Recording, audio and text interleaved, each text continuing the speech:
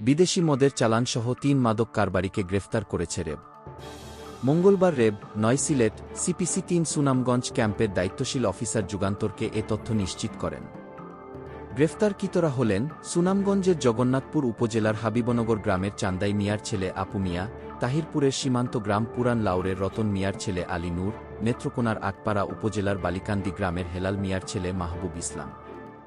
র্যাবের দায়িত্বশীল অফিসার জানান, র্যাব ৯ CPC-3 সুনামগঞ্জ ক্যাম্পের একটি টিম সোমবার জেলার তাহিরপুরের পুরান লাউর পশ্চিম সীমান্ত গ্রাম থেকে একটি CNG চালিত অটোরিকশার ভিতরে বিশেষ কৌশলে রাখা বিদেশি মদের চালানসহ মাদক কারবারি আপু, আলী নূর, মাহবুব ইসলামকে গ্রেফতার করে। এ সময় গ্রেফতারকৃতদের হেফাজতে থাকা ৭০ বোতল বিদেশি মদ, একটি CNG জব্দ করা হয়। আলামতসহ ৩ মাদক কারবারিকে সোপর্দ করে র্যাবের পক্ষ থেকে সোমবার রাতে তাহিরপুর থানায় মাদকদ্রব্য নিয়ন্ত্রণ আইনের সংশ্লিষ্ট ধারায় মামলা দায়ের করা হয়।